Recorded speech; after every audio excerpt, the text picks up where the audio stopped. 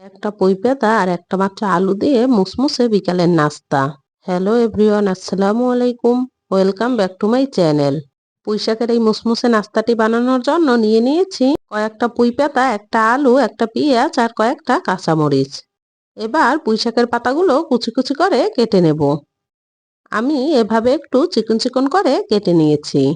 এবার একটা মিক্সিং বলে তুলে নিচ্ছি। আলুটা প্রথমে একটা পিলার দিয়ে পাতলা পাতলা স্লাইস করে নিচ্ছি। এখন কুচি কুচি করে কেটে নিতে হবে। আপনারা চাইলে আলুটা স্কিপ করতে পারেন। এবার এটা মিক্সিং বলে দিয়ে দিচ্ছি। তবে আলু দিলে খেতে খুব ভালো লাগে। পেঁয়াজটাও কুচি কুচি করে কেটে নেব। পেঁয়াজটাও পাতলা পাতলা করে কেটে নিয়েছি।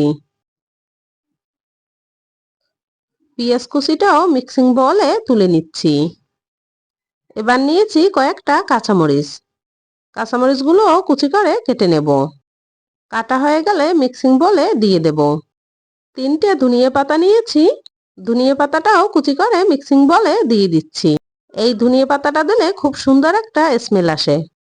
দিয়ে দেব লাল মরিচের গুঁড়া, হলুদের গুঁড়া, জিরার গুঁড়া, চাট মশলা, রসুন বাটা, স্বাদমতো লবণ, আর দিয়ে দিচ্ছি হাফ বাটি বেসন আর হাফ বাটি চালের গুঁড়া।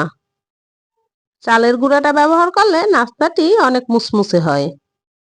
এখন সবকিছু একসাথে ভালোভাবে মিশিয়ে নিতে হবে। পানির প্রয়োজন নেই, এভাবে মাখতে মাখতেই নরম হয়ে যাবে।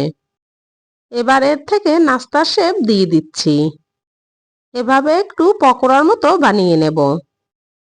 চুলায় একটা প্যানে সাদা তেল গরম করে নাস্তাগুলো দিয়ে দিচ্ছি। চুলার আঁচ লো টু মিডিয়ামে রেখে উল্টে পাল্টে ভেজে নিতে হবে। ভাজা হয়ে গেছে, একটা স্টাইনারে করে তেল জড়িয়ে প্লেটে তুলে নিচ্ছি। নাস্তাটি দেখতে যেমন মাশাআল্লাহ, খেতেও কিন্তু দারুণ হয়েছে আর একেবারে মুসমুসে হয়েছে।